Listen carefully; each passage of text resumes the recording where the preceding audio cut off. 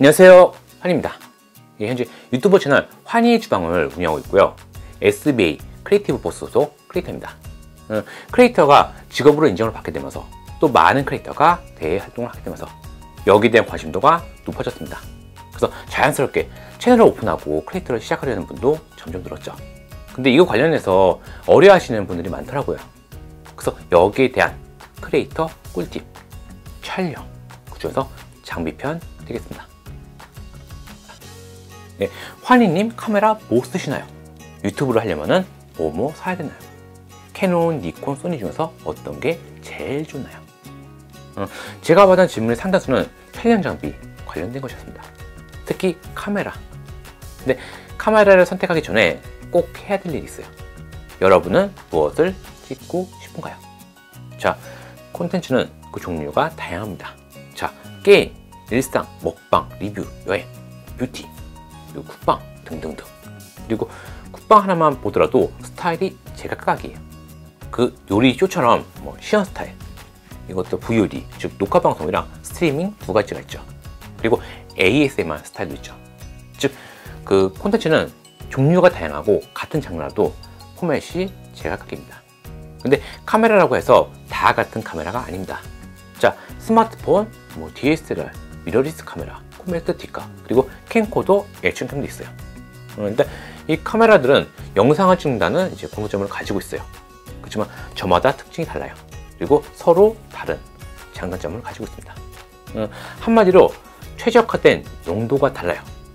때문에 무엇을 찍을 것인가, 이게 가장 중요합니다. 기껏 구입한 카메라가 내 콘텐츠에 안 맞을 수도 있거든요. 심한 경우는 최악의 조합이 될 수가 있어요. 그러니까 카드를 걸기 전에 이거부터 결정하세요. 여러분은 무엇을 찍고 싶은가요? 네, 무엇을 찍을지 결정하셨나요? 그럼 카메라에 대해서 알아보도록 하죠. 가장 먼저 콤팩트 디카. 2000년대 초반부터 소위 뚝딱이라고 불리던 카메라예요. 이건 렌즈가 기본적으로 붙어 있어요. 그리고 이제 전동으로 다 줌이 가능합니다. 그래서 넓게 보는 이제 광각부터 확대부터 보는 이제 클로즈샷까지 다양한 화각을 커버를 할 수가 있어요. 자, 주 목적은 사진 촬영이에요. 그렇지만 동영상 촬영도 가능합니다. 일단 콤팩트 디카의 장점은 작고 가벼워요. 그리고 렌즈가 붙어 있기 때문에 렌즈를 따로 안 써도 되죠. 캐논의 G 시리즈, 그리고 이제 소니의 RS100 시리즈, 파나소닉의 LX 시리즈, 대표적인 콤팩트 디카죠. 자, 단점이라면은 한계가 명확해요. 작은 센서, 그리고 적은 배터리 용량, 그리고 짧은 녹화 시간. 물론 소니의 ZV-1처럼 시간 제한이 없는 것도 있어요. 그렇지만 이거는 이제 사진에 부가적으로 영상 기능을 넣은 그런 카메라예요. 그래서 한계가 있을 수밖에 없어요. 그래서 저는 가지고 있지 않습니다. 포지션이 좀 애매하거든요. 요즘은 핸드폰이 너무 좋아져 가지고 콤팩트 디카는 약간 하향스러워보다는 그런 아이템이기도 해요. 자, 두 번째는 렌즈 교환식 카메라입니다. 일단 이 장비는 기본적으로 렌즈가 없어요. 본체만 있고요. 이거를 바디라고 불러요. 그리고 여기에 렌즈를 딱 끼워가지고 쓰는 그런 구조예요. DSLR, 미러리스, 이름을 들어보셨을 거예요. 대표적인 렌즈 교환식 카메라죠.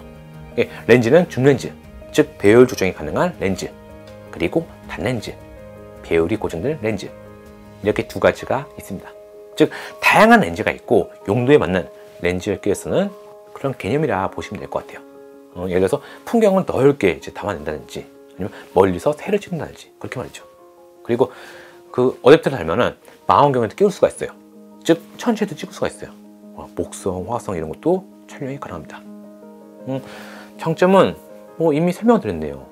용도에 맞춰서 자유롭게. 자, 이쪽은 15mm 단렌즈예요. 그리고 이쪽은 25mm 단렌즈예요. 그리고 이쪽은 12-60 줌렌즈예요. 환희님, 단렌즈를 왜 쓰나요? 줌렌즈를 조절해서 쓰면 되지 않나요? 네, 맞습니다. 그렇게 쓸 수가 있어요. 단 줌렌즈는 단렌즈에 비해서 화질이 떨어져요. 자, 줌렌즈 그리고 단렌즈, 뭔가 단렌즈가 뭔가 밝고 뽀사시하고 뭔가 되게 이쁘게 나왔죠. 그렇다고 제가 잘생겼다는 의미는 절대 아니고요. 아무튼 인물이나 사물, 이제 풍경을 찍을 때 가장 이상적인 거리가 있거든요. 그 거리에 맞는 단렌즈를 쓰게 되면은 좋은 결과물을 낼 수가 있죠. 자, 예를 들어서 이제 50mm 렌즈의 별명이 여친 렌즈예요. 여자친구가 이쁘게 나오는 화각이거든요. 배경 적당히 날아가고 밝아서 뽀사시하게 나오고 그런 렌즈 말이에요. 아무튼 렌즈 교환식 카메라의 단점은 렌즈값. 용도에 맞춰서 렌즈를 쓴다. 그럼 렌즈를 사야겠죠. 그럼 돈이 들죠. 물론 크롭이나 이제 마이크로 포 서드 렌즈는 좀 저렴한 편이에요. 뭐 몇십만 원에서 100만 원 선 좀 저렴한 편이에요. 근데 이런 풀프레임 카메라의 렌즈는 비싸요. 참고로 이거 여기 맞는 50mm 렌즈 가격이 200만 원이 넘거든요. 그래서 그냥 줌 렌즈를 쓰고 있어요. 근데 한 가지 렌즈만 딱 쓰게 된다면은 렌즈 교환식 카메라의 매력이 많이 사라지겠죠. 그리고 비용 중인 거 외에도 또 한 가지 단점도 있어요. 바로 기동성이에요. 자, 렌즈 3개야 카메라 한 대를 운용한다. 상업용 영상이 아니면은 좀 애매해요. 렌즈용 가방에다가 카메라에다가 찍으면서 렌즈를 교체해주고, 어떤 렌즈는 이제 손떨방, 즉 흔들림 방지 없다 보니까 삼각대가 필요하고, 그럼 일이 커지게 되죠. 결국은 카메라에다가 줌 렌즈 하나만 이제 끼워서 쓰게 돼요. 그럼 역시나 애매해지죠. 참고로 렌즈 교환식 카메라는 센서 크기에 따라 크게 풀프레임, 크롭, 마이크로 포 서드 이렇게 세 가지로 나눠집니다. 풀프레임이 가장 크고 마이크로 포 서드가 가장 작죠. 센서가 크면은 빛을 많이 이제 받을 수가 있게 돼요. 즉 실내에서 유리하죠. 이제 빛이 부족한 실내. 그리고 카메라에는 감도라는 것이 있어요. 그러니까 이게 빛의 민감도 이런 건데, 이걸 올리면은 어두워도 밝게 찍을 수가 있어요. 단 센서가 작으면은 이렇게 노이즈가 생기게 됩니다. 그렇지만 풀프레임은 그 정도가 훨씬 덜해요. 즉 조명을 쓸 수 없는 환경이다. 풀프레임이 유리하죠. 근데 풀프레임은 비싸요. 바디도 비싸고 렌즈도 비싸고 그게 풀프레임이에요. 즉 렌즈 교환식 카메라는 뭔가 멋지게 찍으려면은 총알이 많이 듭니다. 자, 소니의 알파7 M3, 알파7 S3, 그리고 알파 6600, 그리고 니콘의 Z6, Z7, 그리고 캐논의 EOS R5, 뭐 RP, 그리고 파나소닉의 S1, 그리고 이제 GH5 대표적인 렌즈 교환식 카메라예요. 자, 그리고 세 번째는 캠코더예요. 자, 이런 거죠. 흔히 비디오 카메라라고 부르죠. 미국에서는 가정의 필수품이기도 하죠. 총이 아니라 캠코더가 필수품이에요. 일단 이런 캠코더는 카메라하고는 다른 모습을 띄고 있죠. 그리고 뭔가 좀 본격적인 영상 장비 느낌이 들어요. 자, 장점은 영상 촬영에 최적화되어 있다. 네, 가장 먼저 장시간 들고 찍기 딱 좋아요. 네, 이렇게 말이죠. 한 손으로 이렇게 찍을 수 있고요. 줌도 가능해요. 한 손으로 다 할 수 있어요. 자, 이렇게랑 이렇게 다르죠. 특히 이건 줌을 하려면 돌려야 돼요. 그러니까 양손이 필요하단 말이에요. 그리고 촬영 시간 제한도 없어요. 뭐 요즘 미러리스 카메라들은 뭐 제한 시간을 많이 풀어놨죠. 근데 이건 예전부터 촬영 시간 제한이 없었어요. 배터리가 떨어지거나 메모리가 꽉 찰 때까지 찍을 수가 있습니다. 또 초점은 굉장히 빨라요. 즉 장시간 녹화라던가 어디로 움직일지 알 수 없는 대상, 즉 아이들이라던가 반려동물 촬영에 적합합니다. 초점이 빠르다 보니까 막 움직여도 놓치지 않거든요. 게다가 영상 포맷도 효율적이에요. 즉 길게 찍어도 파일이 생각보다 크지가 않아요. 그리고 굉장히 다루기 쉽다는 것도 장점이죠. 카메라 같은 경우는 공부해야 될 부분이 많거든요. 근데 이거는 그렇지가 않아요. 즉 영상 촬영에 있어서 이제 다루기 쉽고 제한이 별로 없어요. 역시나 단점은 있죠. 네, 대표적인 단점은 화질. 일단 이런 캠코더는 이제 센서가 작아요. 이제 마이크로 포 서드 카메라보다도 센서가 작습니다. 한 1인치 되고요. 그리고 이 단점을 보완하기 위해서 뭐 렌즈를 바꾸긴다거나 그런 거를 할 수도 없어요. 렌즈가 고정이 돼 있거든요. 물론 이제 풀프레임 센서를 쓴다거나 렌즈를 바꿀 수 있다거나 그런 캠코더가 있긴 해요. 뭐 대표적으로 뭐 레더 드래곤이라던가 아니면 방송국에서 많이 쓰는 이제 방송용 캠들이 있어요. 근데 그런 캠코더는 일단 비싸요. 그리고 이쪽부터는 소위 전문가 라인이에요. 그래서 다루기도 쉽지가 않습니다. 즉 일반적인 크리에이터들이 쓰기에는 좀 거리가 있는 그런 장비라고 할 수가 있어요. 자, 마지막으로 액션캠입니다. 많이 보셨을 거예요. 이런 거죠. 작고 가벼운 카메라. 뭐 장점은 이미 설명드렸네요. 작고 가벼운 카메라, 뛰어난 기동성과 휴대성, 뭐 조그만 손가방 들어가고요. 호주머니도 들어가요. 이건 소위 뭐 짜프로라고 해서 이제 중국제 구형이에요. 이제 고프로 짝퉁 구형인데, 요즘 나오는 거는 생활방수가 지원이 돼요. 뭐 안 그런 것도 있긴 한데 지원된 것도 꽤 있어요. 그리고 스테비 기능도 있어요. 일단 이런 카메라를 들고 이제 부착해 놓고 촬영하면 흔들리잖아요. 이걸 잡아줘요. 요즘에는 그런 것도 돼요. 액션캠의 단점이라면은 센서가 작아요. 네, 그래서 화질이 좀 떨어지죠. 특히 실내나 야간에는 노이즈 문제가 있어요. 소니 제품은 덜한 편이긴 한데 다른 제품은 좀 실내나 야간에는 취약해요. 그리고 화각 조절에 한계가 있어요. 자, 뭐 소니 RS100이라던가 아니면은 이런 캠코더 줌을 할 때는 이제 광학식 줌을 쓰거든요. 렌즈를 이렇게 조절해 가지고 확대 축소를 해요. 근데 이건 이제 디지털 줌이라고 해가지고 이미지를 강제로 늘려주기를 해요. 즉 이미지가 요만하면은 이렇게 늘려줘요. 그냥. 그러면 화질 저하가 생기게 되죠. 그리고 배터리 용량도 단점 중 하나로 꼽힙니다. 자, 이 작은 카메라에 들어갈 수 있는 배터리는 작을 수밖에 없거든요. 그럼 길게 찍을 수가 없어요. 그리고 이런 액션캠은 이제 주변부에 왜곡이 있어요. 그러니까 주변부가 약간 어안는처럼 휘어져서 나타나요. 물론 설정해가지고 그걸 잘라내는 제품들이 있긴 한데 전반적으로 그런 왜곡이 있습니다. 자, 이렇게 카메라에 대해서 알아보았습니다. 네, 컴팩트 뚝딱이, 렌즈 교환식, 캠코더, 그리고 액션캠. 환희님, 그러니까 어떤 게 제일 좋나요? 추천해 주세요. 많은 분들이 이제 카메라 관련 질문하시면서 이런 카메라를 찾으시더라고요. 저렴하고 화질 좋고 배터리 오래가고 초점 빠르고 무제한으로 롱테이크, 그리고 가볍고. 자, 없습니다. 그런 카메라는 존재하지 않아요. 자, 일단 저는 이 카메라가 주력이에요. 이제 파나소닉 루미스 S1 풀프레임 카메라죠. 제가 이것을 택한 이유는 예전부터 파나소닉 카메라를 써왔기 때문이었어요. G6, G7, G8, GH5. 소니, 캐논, 니콘이 아닌 이제 마이너 브랜드를 택한 이유는 롱테이크 촬영 때문이었어요. 몇 년 전만 하더라도 타 브랜드는 이제 촬영 시간 제한이 있었거든요. 특히 소니는 발열 문제가 있었어요. 오래 찍으면 뜨거워지면서 다운되는 그런 현상이 있었어요. 요즘은 그런 게 없죠. 저는 이제 녹화를 눌러놓고 처음부터 끝까지 쭉 요리한 타입이에요. 네, 그래서 롱테이크를 중시했습니다.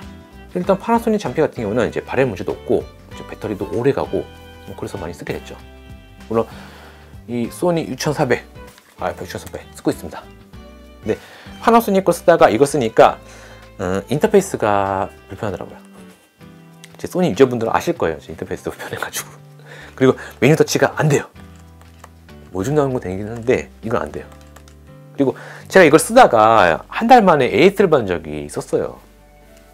고장의 원인은 기름이었어요. 네, 그 이후부터는 제 레인 커버를 씌워가지고 쓰고 있어요. 근데 그렇게 쓰면 불편하겠죠. 그래서 주력이 되지 못했어요. 초점을 빨리 잡아야 할 때나 멀리서 리모트 컨트롤 해야 될 때, 혹은 짐볼에 올려서 써야 될 때, 그때 소니 걸 주로 쓰고 있죠. 자, 일단 요리를 하다 보면 이제 기름 쓸 일이 많잖아요. 특히 중국 요리는 유증기가 많이 나오죠.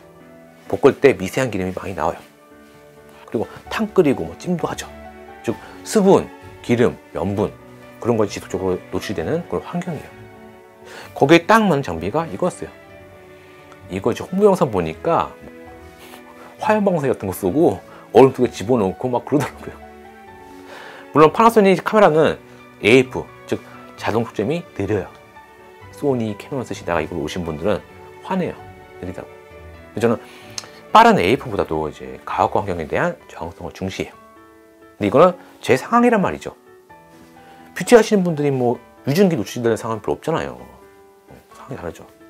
자, 만약 여러분께서 먹방 위주로 하신다면은, 그것도 라이브 스트리밍 먹방, 제가 쓰는 이 카메라를 쓴다면은 그건 상당한 오버 스펙이에요.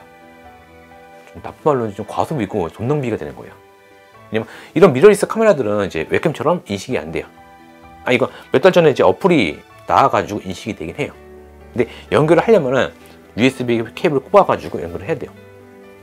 그럼 이거 방송하는 동안에 카메라 충전을 못 해요.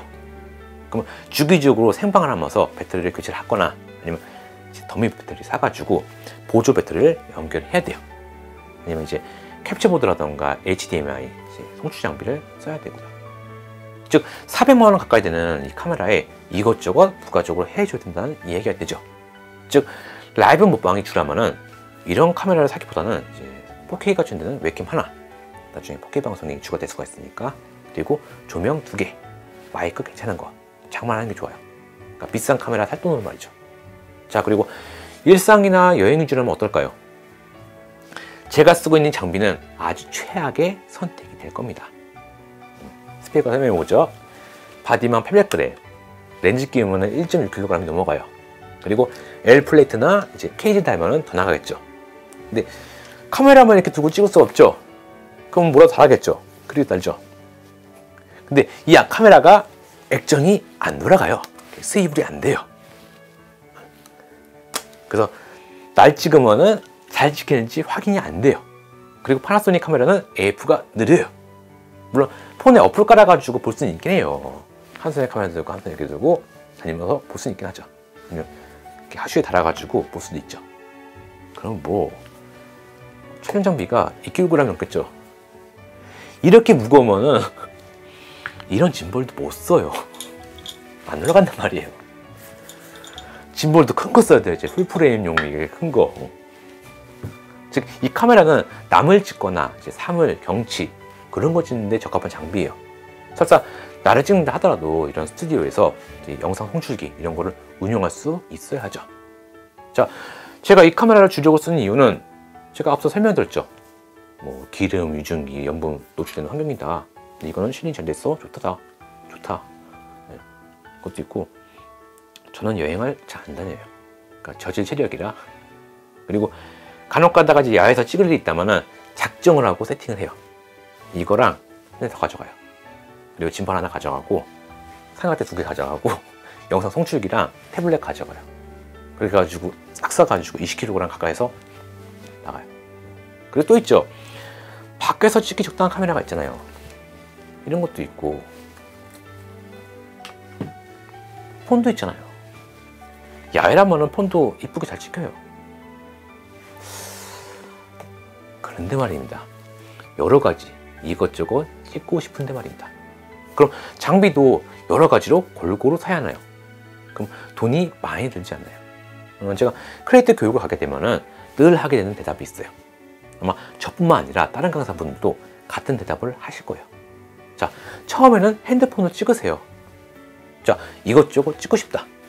근데 그 말은 즉슨 내가 뭘 찍어야 하는지 모른다는 뜻이 되거든요. 그리고 찍다 보면 반응이 좋은 이제 영상 위주로 가게 돼요. 그러면 근데 그 콘텐츠가 뭔지 모르죠. 먹방이 통할 수도 있고, 뭐 국방이 통할 수도 있고, 여행이 통할 수도 있고, 막 건장한 남자 화장한 게 먹을 수도 있는 거잖아요. 그리고 이것저것 찍고 싶은데 그 이것저것이 모두 고화질 필요가 없잖아요. 전부 다 4K로 찍고 싶은 거 아니잖아요. 네, 그러면 핸드폰. 요즘에 핸드폰도 4K 돼요. 잘 나와요. 환희님, 핸드폰 촬영 중에 전화가 오잖아요. 어떡하나요? 자, 이건 제가 메인으로 쓰고 있는 폰입니다. 전화받을 때 쓰고요. 이건 촬영할 때 보조로 써요. 중고폰이에요. 중고폰을 찾아보세요. 한 1년 된 거, 상태 좋은 거, S급 10만원 초반대에서 후반대까지 합니다. 근데 너무 보급은 쓰지 마세요. 이제 추가 메모리를 못 끼우거든요. 그거 끼울 수 있는 그런 중고폰을 사세요. 그거 1개에서 2개 정도. 무턱대고 카메라 사는 것보다는 이제 중고폰 2개 사는 게 효율적이에요. 그리고 나중에 카메라를 산다. 이 폰 이제 프롬프트나 이제 모니터용으로 쓸 수가 있어요. 요즘 카메라 있죠, 이런 거. 핸드폰 불러다가 모니터링하고 리모트 컨트롤도 돼요. 즉 핸드폰은 이제 나중에 카메라를 산다 하더라도 인터템이 되지 않아요. 훌륭한 모니터가 됩니다. 예, 영상에는 카메라 외에 이런저런 장비들이 필요합니다. 카메라가 제일 중요하다 생각하는 경우가 많은데요. 의외로 안 그래요. 자, 이 핸드폰도 조명만 잘 받으면 이쁘게 나와요. 그 여행 가서 뭐 야외에서 찍어보신 분들은 아실 거예요. 정말 이쁘게 나와요. 특히 요즘 폰카는 카메라처럼 4K가 지원이 돼요. 그래서 정말 예쁘게 잘 나옵니다. 자, 이제 추가적인 장비. 첫째, 마이크. 의외로 이게 정말 중요해요. 사실 화질보다 더 중요한 게 사운드거든요. 화질이 별로면은 그냥 화질이 별로인데 영상에 노이즈가 있네? 이러면 그냥 봐요. 근데 뭐 노이즈 섞여 있고 뭐 바람 소리 들리고 치 소리 나고 주변에 뭐 왁자지껄 잡음 섞여 있으면은 거슬려요. 의외로 영상에 노이즈 있는 거 눈치 못 채는 분들 많거든요. 근데 소리는 아니에요. 소위 말하는 막 귀여도 그런 노이즈하고 잡음은 다 들어요. 그리고 민감해요. 그리고 이런 잡음은 이제 집중력을 떨어뜨리게 돼요. 즉 영상을 길게 못 본다는 얘기죠. 너무 거슬려서. 그리고 예민할 때는 이제 시계 초침 소리도 거슬리잖아요. 저는 찍고 있는 와중에도 이제 냉장고 소리가 거슬려요. 그래서 별도의 이제 마이크를 구비하시는 편이 좋습니다. 아무리 폰을 찍더라도 마이크는 있어야 돼요. 자, 일반적인 이제 리뷰라면은 이런 핀 마이크를 쓸 거예요. 달려있죠? 저도 이제 말할 때 이렇게 근처에만 들리니까. 근데 저처럼 이제 요리를 하는 사람에게는 이제 그런 마이크가 기동성에 문제가 생기게 돼요. 카메라에 연결해놓고 움직여요. 걸릴 거 아니에요. 물론 지향성 마이크, 즉 샷건 마이크가 있긴 해요. 근데 막 움직이게 되면은 역시 효율이 떨어지게 되죠. 저한테 이렇게 숨을 하고 있었는데 제가 이쪽 벗어났어요. 목소리가 녹음이 잘 안 되겠죠. 때문에 마이크 역시 이제 상황에 맞춰서 선택하는 편이 좋습니다. 자, 카메라를 들고 이제 오케이한 장면이 많다면은 지향성을, 그리고 큰 액션 없이 리뷰를 한다면은 이런 핀 마이크를, 그리고 요리처럼 이제 움직임이 많거나 사람이 많은 곳이라면 와이어리스를 선택합니다. 저는 소니의 UWP D11 쓰고 있어요. 그게 노이즈를 잘 찾아내주고 이제 배터리가 오래 가거든요. 단 지금 가격이 좀 약간 비싸요. 60만원대. 저는 이제 50만원대 샀는데 좀 부담스러울 거예요. 다행히 요즘은 저가형 와이어리스 마이크가 나와 있어요. 10만원 후반대부터 이제 20만원대까지 다양해요. 물론 음질은 뭐 굉장히 좋다, 막 끝내준다 이런 거 아니지만 제법 괜찮아요. 주변에 잡음을 듣는 것보다는 그렇게 나아요. 네. 저 같은 경우는 야외에서는 이거 씁니다. 이제 코미카 와이어리스. 예전에 이제 생쇼님하고 영상 찍을 때 이거 썼어요. 뭐 다른 거보다도 휴대성이 좋아요. 그리고 이거 뭐 이제 송신기 2개 해가지고 30만원 했었거든요. 이거는 한 개에 60만원이니까 가성비가 굉장히 좋죠. 그리고 지향성 마이크는 이제 로데 마이크로, 그리고 뭐 데이티 프로, 줌 F1 쓰고 있긴 한데, 가성비 이제 샷건 마이크는 역시 로데 마이크로죠. 10만원 당하죠. 그리고 줌 시리즈는 수음력이 좋아요. 그래서 ASMR 하시는 분들이 많이 쓰죠. 아실 거예요. 근데 줌 마이크는 이제 배터리 소진이 빠른 그런 단점이 있어요. 그러니까 주의를 하셔야 돼요. 자, 그리고 두 번째, 조명. 핸드폰으로 이제 사진하고 영상을 찍어 보신 분들은 아실 거예요. 이게 밖에서 여행 가서 찍으면 이뻐요. 진짜 이뻐요. 근데 실내에서 막 이제 어머니 아버지 찍어주고 막 애인 찍으면은 이거 왜 이래 막 그래요. 여기 사진이 구리지 막 그래요. 막 그러잖아요. 이제 막 야, 누가 카메라를 사냐, 폰이면 다 되는데. 실내에서 찍어보세요. 실내에서 찍은 거는 구려요. 왜냐면 실내는 이제 야외에 비해서 광량이 부족하기 때문이에요. 자, 빛이 부족하면 이제 폰카의 인공지능이 빛을 증폭을 시키게 돼요. 이제 그로 인해서 화질의 저하가 오게 돼요. 그래서 구리게 나오는 거예요. 네, 그래서 실내에서 찍을 때는 조명이 중요합니다. 네, 제가 쓰고 있는 조명은 이제 벨트록스의 VL-D8O-T라는 제품이에요.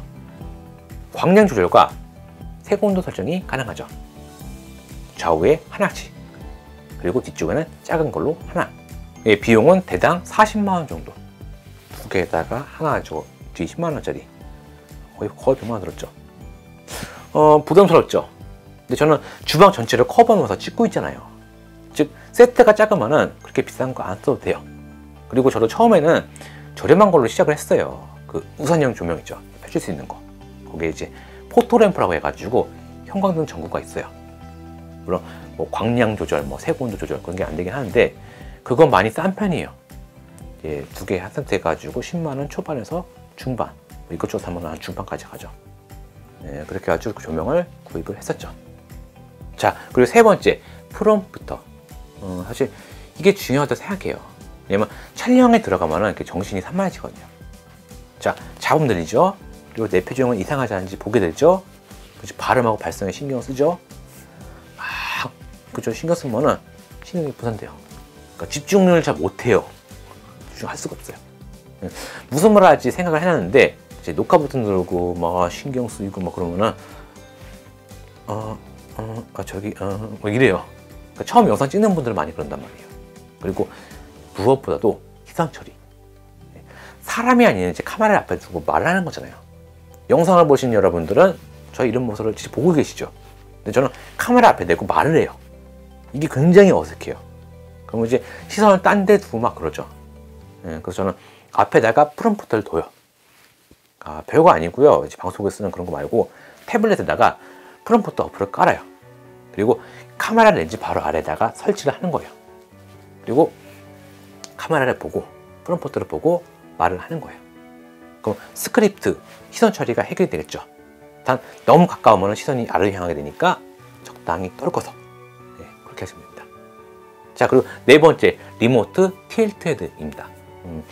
SB 이제 크리에이터 분들도 많이 궁금해 하시더라고요. 화님 이거 어떻게 했냐. 자, 쿡방에서 자주 나온 신입니다. 뭘 어떻게 설치했을까? 가끔 움직여야 된다면 어떻게 하시나? 자, 일단 저 같은 경우는 천정에다가 포로 설치했어요. 그 인터넷에 압축봉이라고 있어요. 양벽에 대고 돌리면은 늘어나면서 딱 고정이 되는 그걸 설치했어요. 한 개는 고정되니까 한 3개, 4개 설치를 해요.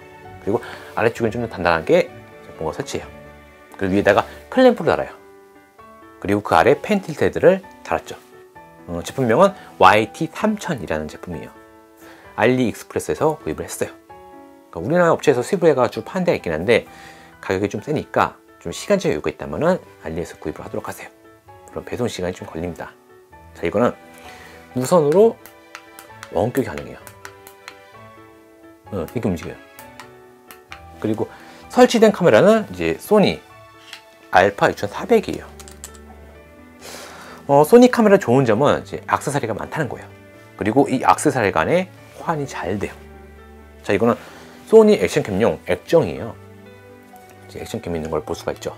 근데 액션캠 뿐만 아니라 이런 미러리스도 호환이 돼요. 단 소니만, 즉 모니터링이 가능한 사실. 요리하면서 봐요. 리뷰하면서 이렇게 보고 그래서 체크를 하는 거죠. 그리고 카메라가 아닌 이런 폰으로 촬영하신다면은 이제 YT500 제품이 괜찮아요. 이제 가격이 좀 저렴하고 한 7만원, 8만원. 그리고 좀 가벼워요. 좀 저처럼 이렇게 철저하게 공사를 하지 않아도 괜찮죠. 자, 그리고 저 같은 거는 초창기에는 이거 썼어요. 이제 MP101이라는 제품인데, 이 장면, 초창기 이 장면, 그거랑 캠코더로 찍은 거예요. 즉, 혼자 촬영하면서 카메라 앵글을 자꾸 바꾼다. 해당 카메라가 너무 높은 곳에 있거나 멀리 있다. 그때는 이 리모트 시스템이 이제 유용하게 쓰입니다. 자, 이렇게 오늘 장비에 대해서 다뤄봤습니다. 그리고 제가 쓰고 있는 조합을 이제 보여드렸는데요. 꼭 저처럼 하실 필요는 없습니다. 따라하지 마세요. 왜냐면 저마다 찍고 싶은 콘텐츠가 다르죠. 그리고 구현하는 스타일이 달라요. 그리고 작업 방향도 다르니까요. 저 같은 경우는 5년 동안 이걸 하면서 시행착오 거치고 단점을 보완하고 또 보완하게 되면서 지금 같은 조합으로 찍게 됐어요. 그러니까 뭐 이것저것 찍고 싶다, 뭐 그거라면은 이제 무작정 카메라를 구입하기보다는 핸드폰으로 시작을 해보도록 하세요. 핸드폰으로 시작을 하고 조명 2개에 마이크 괜찮은 거 해가지고 쓰도록 하세요. 특히 마이크는 카메라는 구입한 다음에 한 3년 지나면 구형이 되거든요. 근데 마이크는 3년이 지나고 5년 지나도 현역이에요. 굉장히 쓸만해요. 그 마이크는 괜찮은 걸 사도록 하세요. 그리고 혹시나 해서 드리는 말씀인데 뭔가 구입을 한다면 너무 싼 거 사지 마세요. 경험상 그런 거는 한두 번 쓰고 안 쓰게 돼요. 즉 산다면 큰맘 먹고 좋은 걸 사도록 하세요. 자, 오늘 영상 여기까지고요. 자, 그럼 안녕히 계세요.